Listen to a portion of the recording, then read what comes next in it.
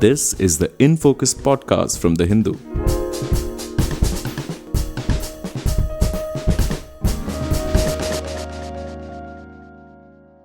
Hello and welcome to the Hindu's In Focus podcast. I am Vinaya Deshpande Pandit, your host for this podcast. And in this episode, I speak with Maharashtra's Chief Electoral Officer S. Chokalingam on EVMs and the opposition's allegations of electoral malpractices. Today, we are discussing an important topic which pertains to the elections in Maharashtra. Now, after the results that have been announced on the 23rd of this month, we have seen that there have been several doubts which have been raised with respect to the results, with respect to the EVMs. Even today, Maharashtra Congress President Nana Patole submitted a memorandum to the Election Commission seeking an in-person hearing, raising several doubts. We thought, let us understand what the issues are, let us understand how the voting process is conducted, and what are these doubts, and what does the Election Commission have to say about it. To discuss on all these issues which are pertinent to the political events and happenings in Maharashtra and to the several doubts that people have with respect to impartial elections in the state, I have with me S. Chokalingam, sir. Sir, thank you so much for your precious time today, and thank you for speaking with the Hindu. Let me start by asking you, what is the exact procedure? We will get into the doubts that have been raised over the last few days, but we see that there is no clarity about the exact procedure about what happens after people vote. So, can you please clarify it for our viewers and readers? Yeah, good evening to all of you. Getting into the procedures on the day of poll, from 6 to 7 a.m., a mock poll is conducted in front of the polling agents appointed by the candidates, so that they themselves can check whether by pressing a particular button assigned to a candidate, whether the vote is going to the particular person in the results, and the VVPAT machine, which is nothing but voter verifiable paper ID trail, is giving the printout related to that. This is done in front of the agents, and after this is over, that result is seen by the people, whether it is given properly, and the paper chits also counted and shown to everyone, that what is sealed and shown to them is giving results properly. This is a mock poll just to ensure that whatever is in the system is perfectly functional. Next starts the polling. The polling starts from 7 a.m. and it goes on for Maharashtra till 6 p.m. During this time, every 2 hours, from 7 to 9, 11, 1, 3, 5, and after that close up poll, every 2 hours, the percentage of people who have voted from a particular polling station has been taken from the every polling station in 1 lakh polling station in Maharashtra. The presiding officer conveys to sector officer. Sector officer, who is in charge of around 10 polling stations, approximately, conveys it to returning officer. A returning officer for an assembly constituency, Maharashtra has 288 assembly constituencies, handles one assembly constituency, who handles between 300 to 500 polling stations or booths, which as commonly called. So he has to collect at 9, 11, etc. and collate within 30 minutes and enter it into the ECI's website. That is how you come to know in the app as well as online. So this happens at an interval of every 2 hours, and it is updated within the next 30 minutes. After 5 p.m., in some states it is closes at 5 p.m., like Jharkhand it closes at 5 p.m. But in Maharashtra it continues up to 6, given the size of our number of people per polling station. Here the data, after 5 p.m., the polling continues up to 6, and whoever is standing in the queue at 6 p.m. is entitled to vote whatever is the time needed to complete that. For that, the last person in the queue is given the chit first, so that no more person joins, and it is allocated like that. So people vote even after 6 p.m. This number after close up poll gets updated by midnight, because now the people will start traveling back. They will come and give the paper, give the EVM, etc. So by the midnight, the information related to the percentages is updated, what is called close up poll. Technically, it's called close up poll. This is day of poll. When they arrive, we keep all the EVMs inside the strong room. And next, strong room, that is kept in the strong room in front of the candidates or their agents, sealed in front of the observers and videographed, and it is under CCTV coverage. It's fully secured. Then this happens late night, even early morning, sometime next day morning. Next day, what is called scrutiny takes place. All the papers, main papers given by the presiding officer who is in charge of a polling station is taken up in front of the candidates or their agents again and verified for any possible errors, whether something has happened. The candidates have a right to raise any question at that point of time. No, in this polling station, I want this paper to be checked by you. And if there is a need, there is a provision to go for a re-poll if something is seriously wrong. That is decided on the next day. It is taken up around 11 or 12 as per the convenience of everyone. And once this is done, the next day, afternoon onwards, actual numbers are entered into the system to come out with the percentage. So polling station 1, 2, 3, 4, every station-wise data is entered instead of the data related to the AC overall percentage. Now polling station-wise data is entered. So P+1, the next day evening midnight, the final, what we called as end of poll percentage is declared. This is the overall process related to the voting percentages. I can explain the process related to EVM separately, but this is related to voting percentages. So now let us get into this very process that you have talked about. Let us get into it bit by pieces. You said the mock poll takes place, the candidate or their polling agents are present at that time. Thereafter, once every 2 hours, the polling percentage is sent out. One of the biggest doubts that is being raised is, why not get into absolute numbers? Why are you talking only percentages? And why not numbers? Does that not distort the total number that people get to know about? Every 2 hours, we have to collect data from the presiding officer to the sector officer to the returning officer and update.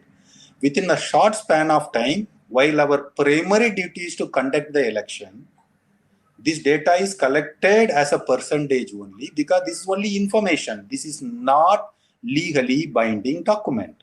What is legally binding? This polling, please do understand, the polling is happening in front of the candidates, agents, called polling agents.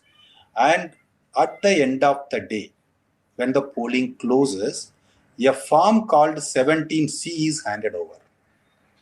And that form contains all the details in detail numbers.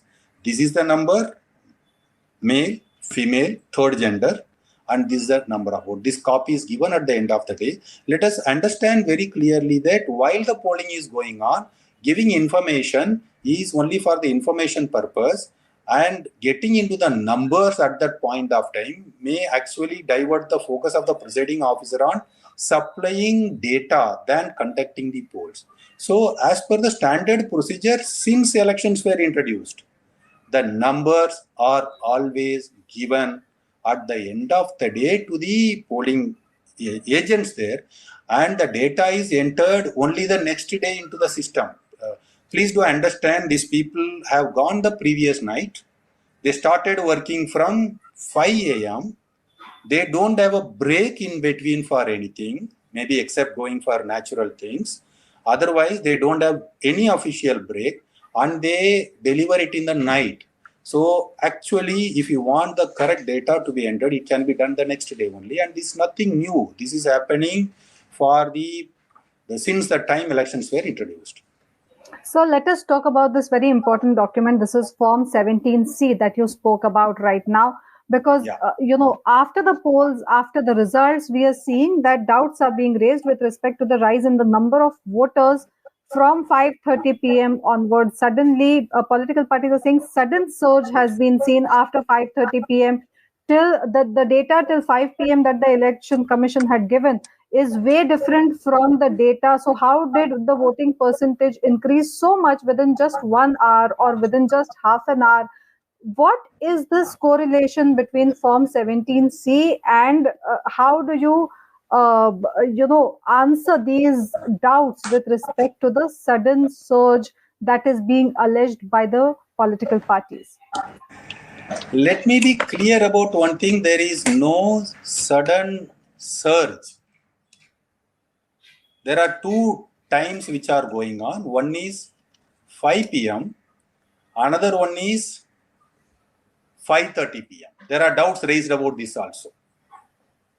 So as far as the 5 p.m. is concerned, it is compared with Jharkhand where the election closed at 5 p.m. In Maharashtra, being a bigger state with larger numbers, it closed at 6 p.m. So polling continued after 5 p.m. also.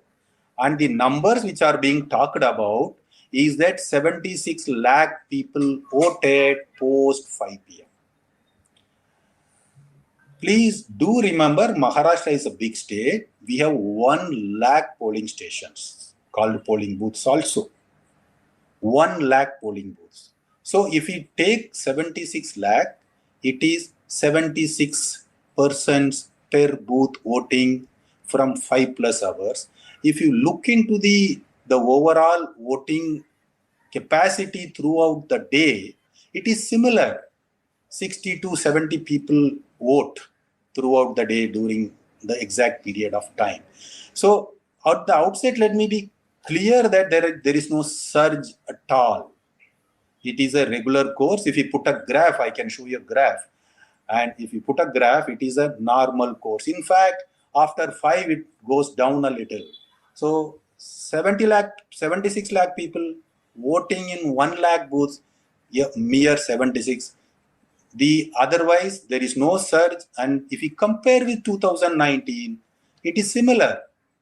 It is not extraordinary this time. So be clear that there is no surge. It is normal people voting. And there is one more difference. In a state like Maharashtra, unlike Jharkhand has always a trend of early voting. People come and vote early. If you do 7 to 9, you can check for yourself, 7 to 9 voting percentage of Jharkhand, it will be higher compared to the day. But if you start from Maharashtra, it will be lower and then it goes up. Due to higher urbanization, people wanting to vote maybe in the evening, but it is always there. So there is no surge. The numbers are as per the historical trends, as per the day's trends. So 76% voting in 1 hour, 1.5 hours is not a surge. And sir, you're saying it's not a surge. What about this whole confusion with respect to Form 17C? Can you please talk to us and tell our viewers what this form is and whether after this form is given to the candidate or to the polling agent of the candidate, they can raise their doubts with respect to the processes? What is the time frame about it? Yeah. The purpose of 17C is the full transparency. What it contains? It contains the polling station name, total number of electors in that. We call them electors. Till they vote, they are electors. And when they vote, they become voters. So what is the total number of people for allocate to that polling station? How many people voted, male, female, all these details are given. This is given to the polling agents. What is the purpose? When the counting takes place, The same sheet can be brought by the counting agent of the same candidate, and they can verify whether this is the number which is matching with the results being shown in the EVM. So this is a counter check, and people can very well say that this EVM at the polling station, you told that there are 631 votes polled. Now is 632. It will not be 632. I am only saying that it is so transparent that you can verify, and counting agent signature is taken after the counting is over. At that time, people verify 17C and the votes displaced at the EVM. So this is legal. Now, whatever we discussed earlier is information. We are trying to give information so that people know the trends. 17C is a legal document. If there is a difference between 17C and votes counted, it can be legally challenged. Has that happened in Maharashtra till now? Because the candidates have claimed, the parties have claimed that there is data discrepancy. So has that legal document, has that Form 17C information been challenged? Have you received any representations from political parties saying there's problem with this data? No, not even one single objection of discrepancy between 17C and votes polled.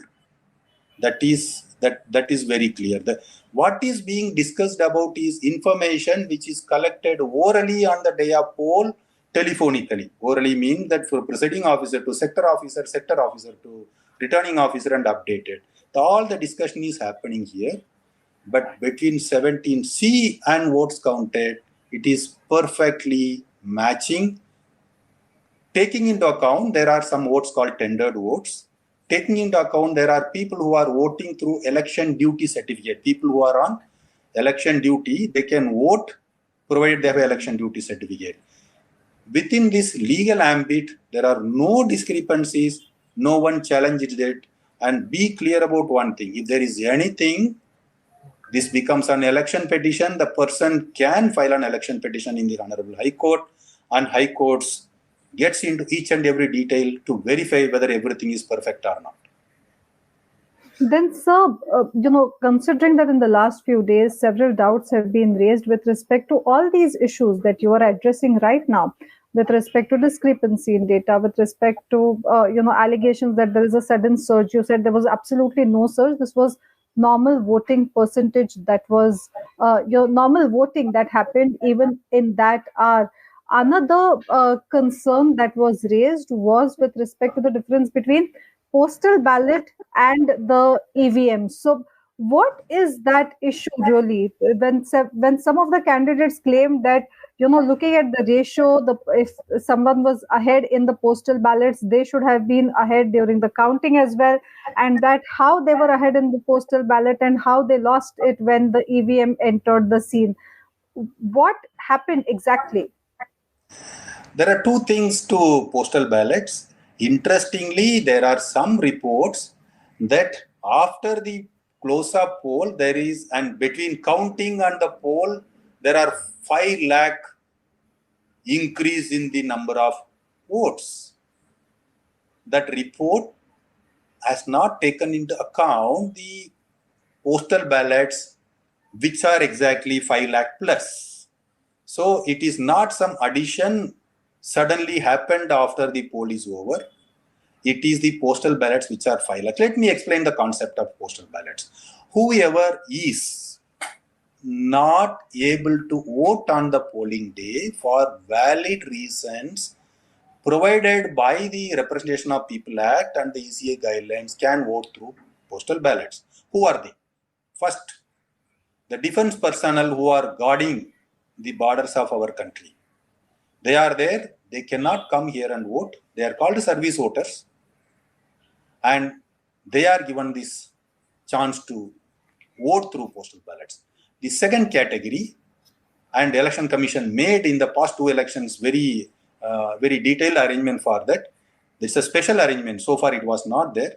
People who are 85 plus, senior citizens with 85 plus, and Divyang, people with disabilities, and for them, provided they have more than 40% disability, they can opt for voting from home. This is the second category. Then there is a third category called essential services. The fire service, the people who are running the hospitals. Now they cannot run to vote while they have to take care of these things. So these are the essential services. These are the three categories where using what is called form number 12D, they can apply, and once sanctioned, they can vote from home or a facilitation center. There is a new category, not new category, new arrangements for these polling officers and polling personnel who are on duty. We should remember that during parliament election, these people can vote through election duty certificate.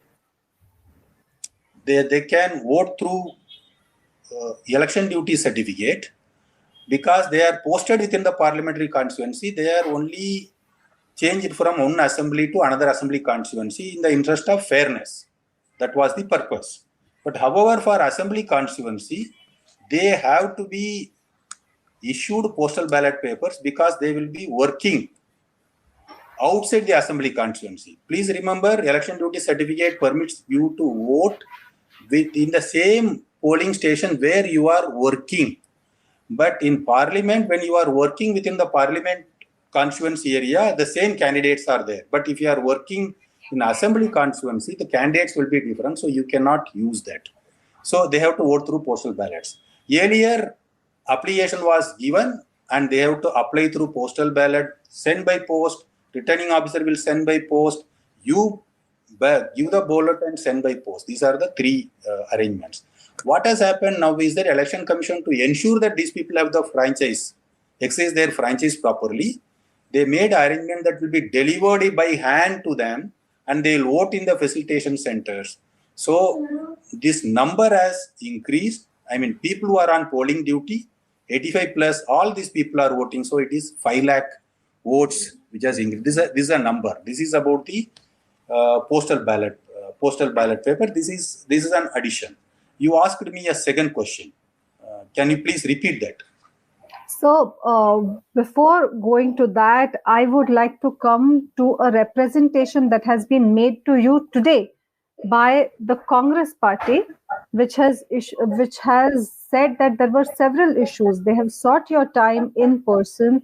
One of the issues they say is that on ground reports are seen with respect to different means being adopted by the ruling regime to commit large-scale electoral frauds across the assembly constituencies in Maharashtra. They say that one of these included the instances of arbitrary deletion of voters from the voters list and consequent insertion of roughly 10,000 voters per constituency across Maharashtra. Now, how can something like, if a national party is saying this, it's a serious issue that they are raising. How is it that names of voters can be deleted from the voters list arbitrarily and thereby as many as 10,000 voters roughly can be added per constituency? Yeah. The letter you are referring to is addressed by the party to the Honorable Election Commission of India, and they have sought time. So ECI is handling that. The letter is not given to Office of CEO.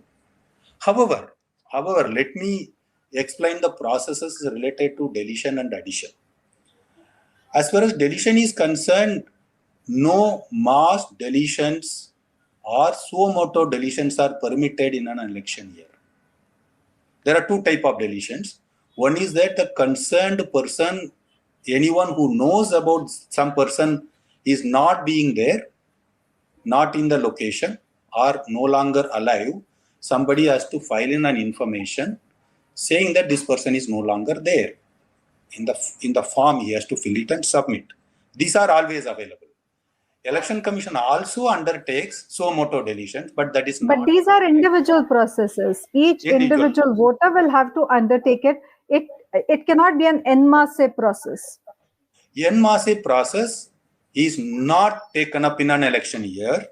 What is called suo motu deletion. Election Commission goes, sends its BLO, booth level officers, home to home. Please find out whether this person is there or not and delete whoever is not there. This process is done only in a non-election year. In an election year, no deletion takes place suo motu or without going into the details. In this year, what happens? You have to fill in a form number 7. You means whoever wants to fill in, a family member can fill in, or any other person can fill in form number 7, saying that this is a person, he is no longer here, or he is no longer alive. This is a certificate, death certificate, please take it. This is a proof of this being not here. And this application. Let me come to the addition also here. Form number 6 for additions, form number 7 for deletion. This is received and put up for objection for a week. And only if there are no objection, and that too after verification of documents, addition or deletion take place. Let me be clear that there is no mass deletions in any assembly constituency. We will give the data as needed. Likewise, addition is concerned. The addition has taken place in an increased manner also due to 2-3 reasons.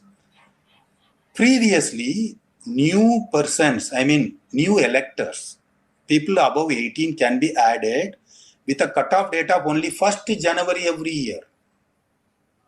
Someone crossing 18 in 1st January 2024 can apply throughout the year. But now the cutoff dates has changed in the sense that someone crossing 18 on 1st January can apply. Someone crossing 18 on 1st April can apply. So the cutoff date has been introduced every quarter. So it is possible for new people to enter into the electoral roll because of the 3 monthly cutoff. This is the new addition. Apart from that, in the past few years, Election Commission of India has undertaken a lot of steps to ensure more and more people enroll, especially young electors, and special focus on people like third gender, people who are particularly vulnerable tribal groups. Sweep activity, so creating awareness among the people, that is also in a large scale. So then in an election year, what happens is that apart from our what is called special summary revision, a special revision is taken up. So this year had 2 summary revisions, means asking for the people to come and apply. During revision, what happens? We open the person is standing at the concerned booth also during the holidays as a special camp. So these things ensured higher addition of names.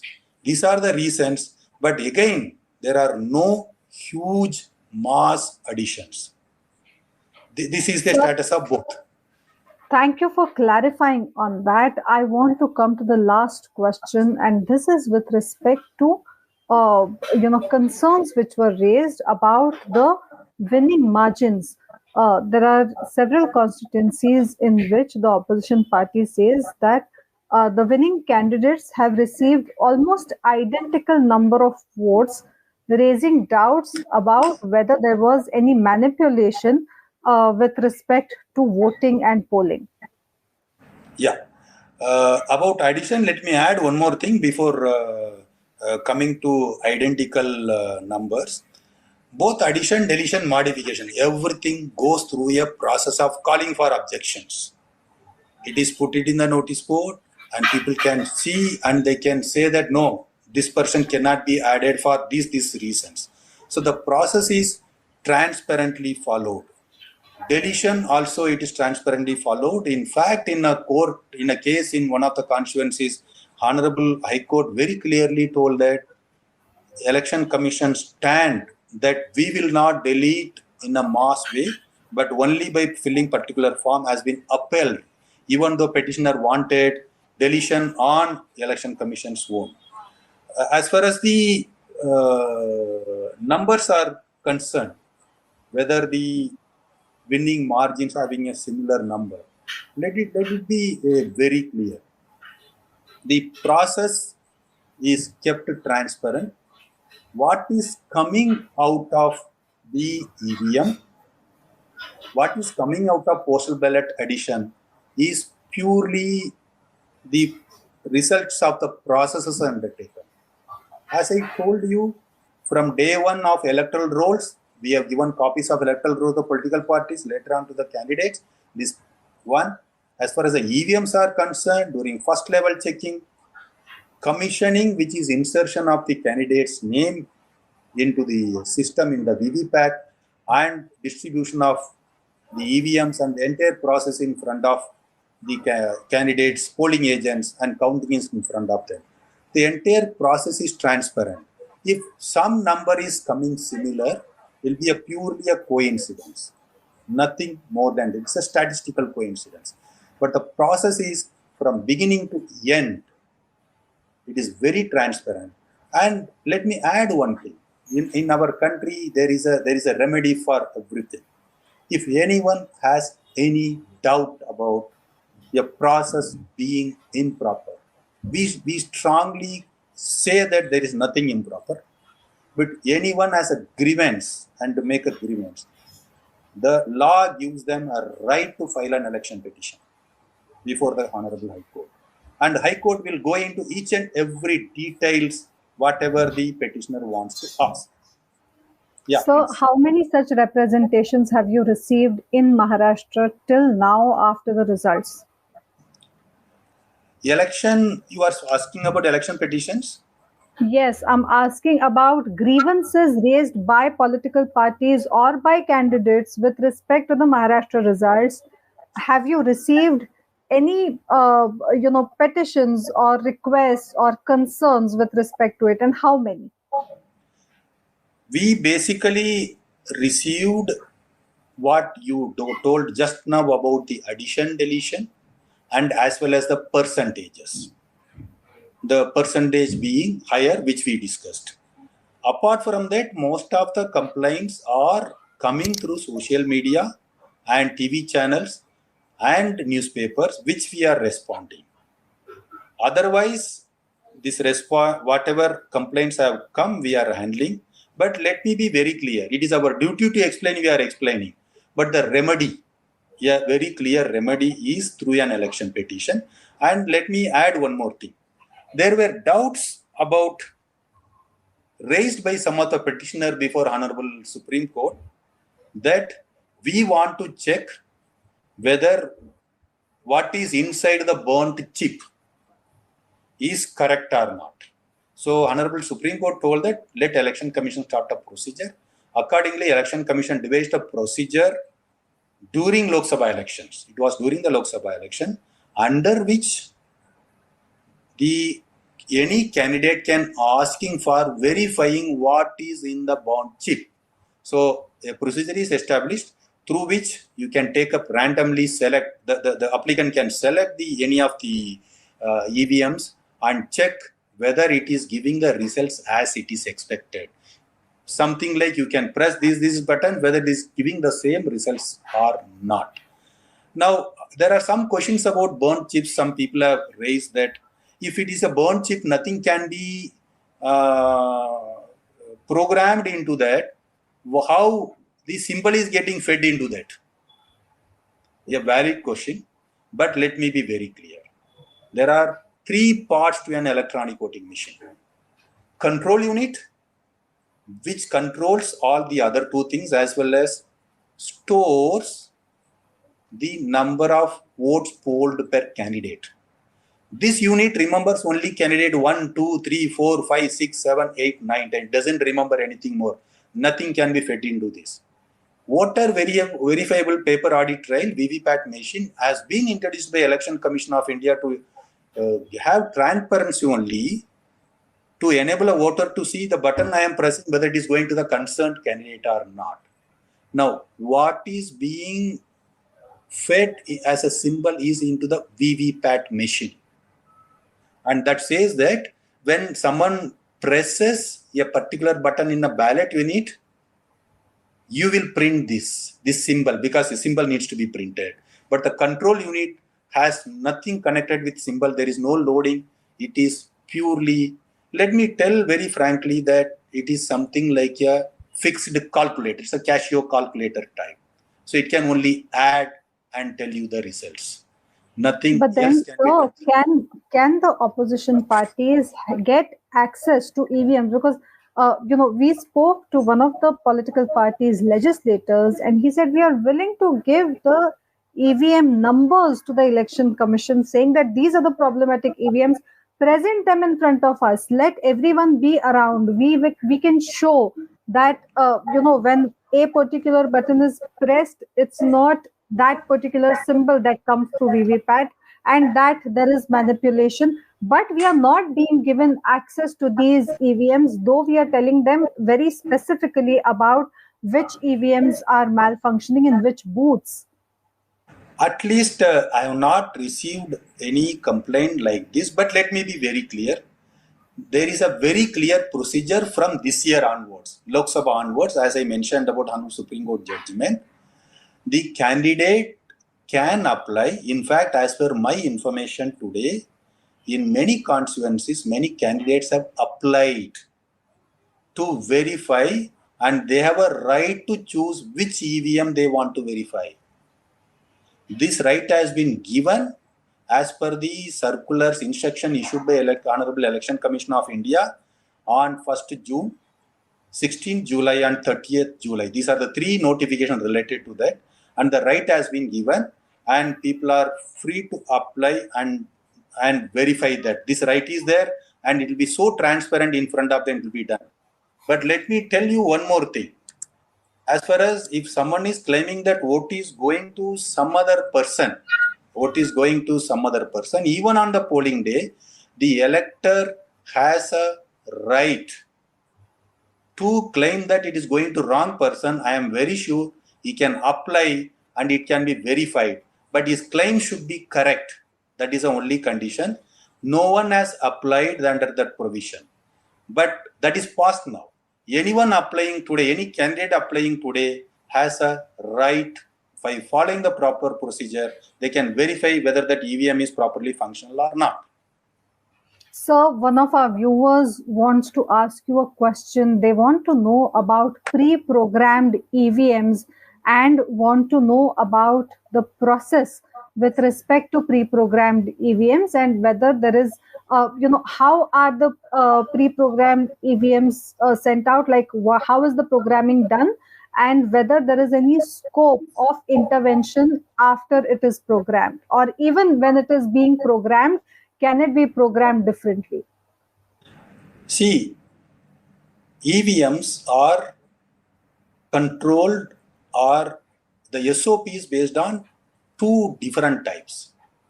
One, technical, another one is administrative. Both are very important. So technically, whatever programming need to be done is done, and it is burnt into the chip. It cannot be modified later on. This is done technically by only two companies, that is Bharat Electronics and one more company. These two companies, Electronic Corporation of India, these two companies do that, and it is not done by any other person. This is technically done. The EVM doesn't have a Wi-Fi connection. There is no Bluetooth connection. It cannot communicate with any other thing. It cannot take any orders. As I told you, But can it be, apart from the two companies which can pre-program the EVMs, in that pre-programming stage, can there be any intervention, with respect to the fact that there is no Wi-Fi connectivity? It cannot be connected to anything else. Only once, the chip is burnt, that is the only time when programming can be done, is what you're saying. Some political leaders have said even the pagers which blasted in Beirut did not have any Wi-Fi connectivity, and still they were pre-programmed that they blasted. In a similar way, why can't the EVMs be pre-programmed in order to feed some information? yeah, this is where the administrative SOP kicks into the place. The pre-programmed EVMs land in the hands of the election machinery, and it is always kept secure. Now the administrative SOP starts with verifying at the technical level called first level checking, whether pressing button number 1, as I told you, till the candidates' names are chosen, the system doesn't know candidate 1 is who, or A or B or C, doesn't know. So at the first level checking, it is even before the candidates are contesting, it is just checking when I press candidate button 1 50 times, whether it is giving 50 results or not. When I press candidate number 2, whether it is giving results of 50 per second or not. This is called first level checking. This is done. All the political parties are invited to witness this, and it is fully transparent at that point of time also. As candidates are not yet decided to contest, we cannot call the candidate. This is for number 1. Then at the time of commissioning also, commissioning takes place after the candidates have been finalized. So it has been, again, candidates, that ballot paper is put and it is sealed. Now everything is sealed properly. This is also political parties are invited, as well as the candidates or their agents are invited. Then again, it is under full security. Please keep it in mind, apart from the being transparent, recording under CCTV, calling every candidate's agent, it is under full security, not only of our police, as well as with the central armed police forces. Then on the day of polling, it is transported under, again, security. On poll day, it is in front of polling agents. Once a polled EVM comes, again it is under 3-tier security, under CCTV coverage, and candidates can sit there where the strong room is there, so that no one manipulates. And there are doubts about how some EVMs have 99% charge, how some EVMs have lesser charge. When they are not connected, how does that change? Yeah. The EVM actually functions on the base of the battery which is there. I mean, that is a basic thing. It's a standalone machine, so it needs battery supply for supply of electricity. Now, because we are using the electronic devices like mobile, etc., which are rechargeable, which are continuously showing it is 89%, 90%, 91% and going down the same way, people think that this is also will go down like this. No, these are non-rechargeable batteries. And for the technical details, kindly visit ECS website. But these batteries show till the voltage goes down to a particular threshold level, it shows 99% only. And these batteries are made with a life of 5 years. So the consumption is very low unless and until very huge number of voting takes place and huge number of ballot units are connected. Most of the time they will remain with 99%. It is made like that. And it will not show 99, 98, 97, which is a typical case of the rechargeable batteries. The technical details have been verified. Kindly see the FAQ section on this. So one last question. There's a viewer from Nanded who's asking you, so far part 2 of Form 20 from the Nanded Lok Sabha by-election, which is assembly segment-wise breakup, has not yet been published on the website of CEO or DEO. Why is that so? In the Lok Sabha by-election, Congress won, whereas the Mahayuti won in all the assembly segments falling under the Nanded Lok Sabha constituency. This is a question by one Mr. Ramakrishnan Tyagarajan. Yeah, let me answer both questions. Part 2 of form number 20 is available with the RO. It is whoever applies to the RO, it will be made available. These data are legal data. These are not information. So it will be available. Whoever has contacted, we have communicated. Kindly contact the Nanded RO for the same thing.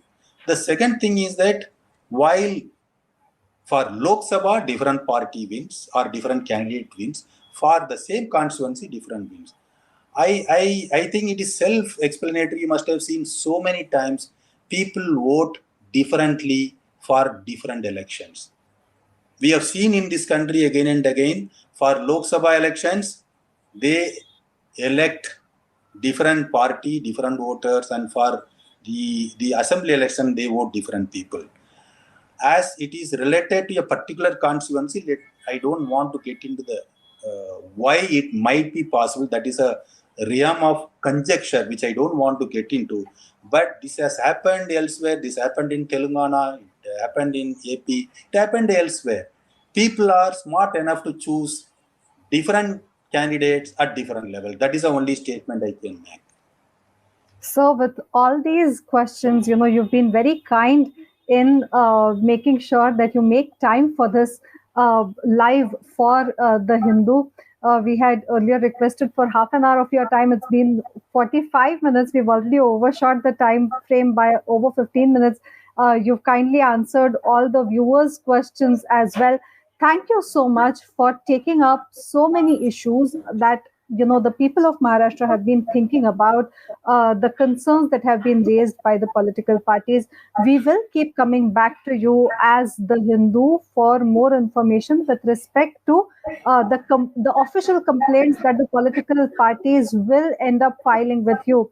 Today, the Congress has written to the Election Commission.